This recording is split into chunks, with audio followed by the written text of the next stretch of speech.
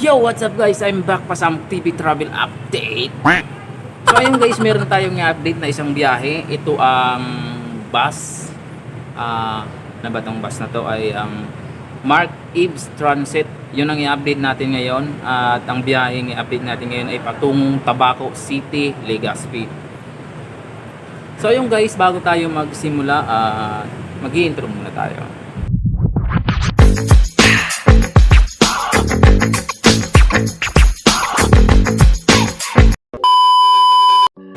Yo, what's up guys? I'm back pa sa Muk TV Travel Update. Bago tayo guys magsimula, ating mga ka-update, disclaimer lang po. Ang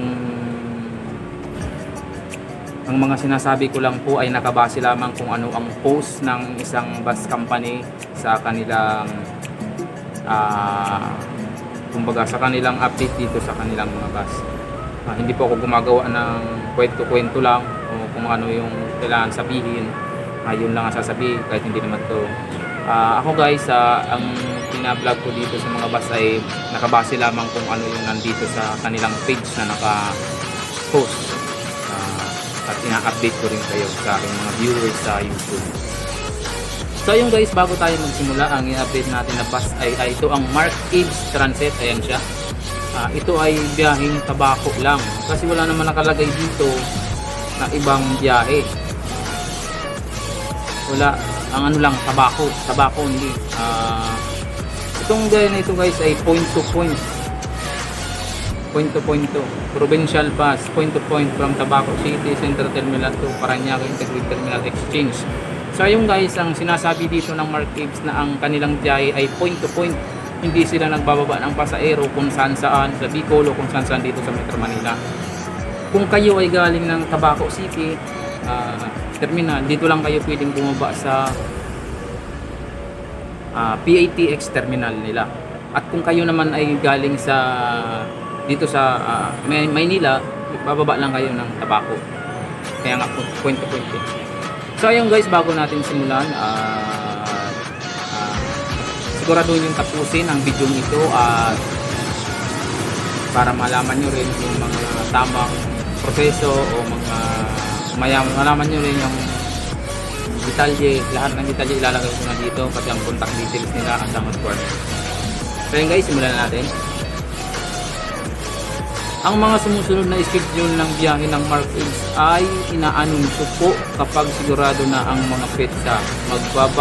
Bago po ang shape ng Mark Eves depende sa resulta ng raffle ng PAWA Terminal. So ayun guys, hindi sila nagbibigay ng mga siguradong petsa na mga schedule dahil nagbabago-bago ang kanilang mga schedule. Hindi sila tulad ng halimbawa, magbabiyahe sila ngayong November 1 pero hindi naman pala matutuloy. Hindi sila nagbibigay ng ganun. Kailangan magbibigay muna sila ng anunsyo sa publiko anong petsa sila babiyahe at anong araw. So ito guys, ito pa.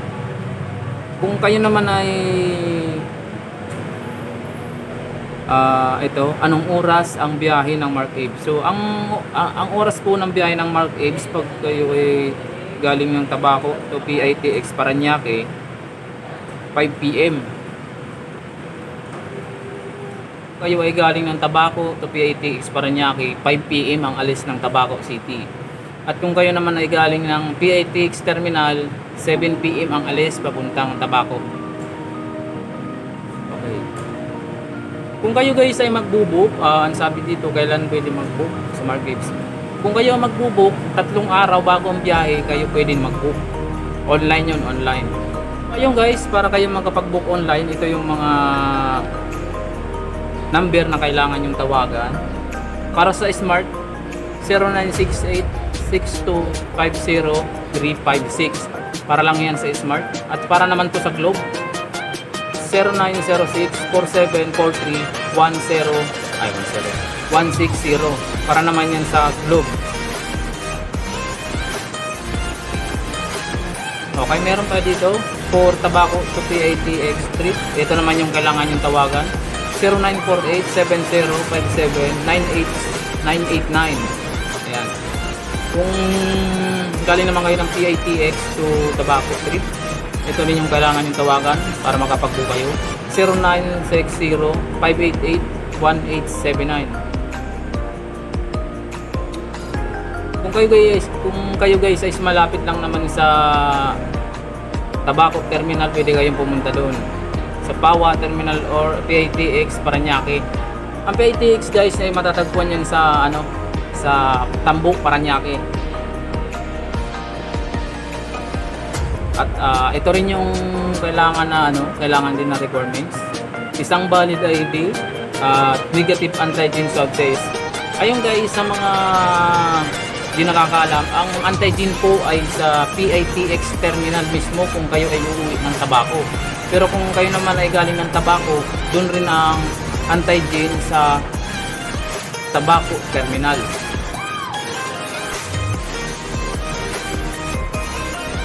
Hindi kayo pwede magpa-antigen sa ospital o kung saan sa barangay, hindi po sila tumatanggap nun. So ang pamasahe guys sa Mark Ives, ordinary nila ay 800 pesos pag ordinary. At hindi pa kasama dyan yung antigen, bukod yung antigen sa pamasahe. Yung pamasahe nila ay 800 pesos ordinary bus fare. Yung swab test wala pa dito nakalagay, titingnan natin. Ito meron. Kung kayo ay galing ng Tabaco, 600 pesos ang antigen sa Tabaco Terminal. Kung kayo naman ay galing ng Maynila sa PITX ay 850 ang bayad sa antigen. Okay guys, kung kayo naman ay gusto mag-cash, merong cash dito kung kayo ay malapit sa Pawa Terminal, pwedeng cash o kaya sa PITX. Cash kayo magbabayad. Para naman sa mga advance booking, pwede rin kayo mag-send GCash. Ayan, pwede kayo mag-GCash. At saka sa mga may iba pang katanungan tungkol sa Mark Ives, inaanyayahan kayong pumunta sa official nila sa Facebook page, Mark Ives Transit. Ayan, nandito nga ako sa page nila. Dito ko inaalam yung mga requirements nila para malinaw din yung ating sasabihin. So yun guys, uulitin ko, walang ibang lugar na sinabi rito ang Mark Ives dahil Tabaco lang ang nakapost dito. Tabaco, wala ibang nakapost kung saang lugar. Tabaco only to PITX ang nakapost lang sa kanilang update sa kanilang biyahe. Okay guys, sa iba pang mga katanungan guys ay pwede nyong tawagan yung mga number na ibinigay ko at para mas malinaw din sa inyo kung paano ba ang proseso. Okay. So ayun guys, sana ay naunawaan nyo ang update dito, ang update natin dito sa Mark Ives. At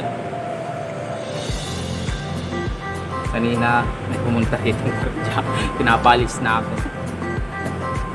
Bawal daw tumambay dito kasi nandito ako sa may second floor eh. So ayun guys, maraming salamat sa mga nanood at sana na unawaan nyo ang aking update dito sa Mark Ives. At sa mga mahal nating manonood at sa mga bago pa lamang na pumasok dito sa aking YouTube channel, huwag niyong kalimutan i-subscribe ang aking YouTube channel, Pasamok TV Travel Update, at pindutin niyo ang bell notification at para mag-updated kayo sa aking bagong mga update sa mga biyahe. So yun guys, hanggang dito na muna ang aking vlog ngayong araw dahil bawal daw dito magtambay. Tayong gagawa. So yun guys, hanggang sa muli, maging MP lagi. Hanggang sa muling update natin, pasa ako pala sa Pasamok TV Travel Update. Adios! Bye-bye!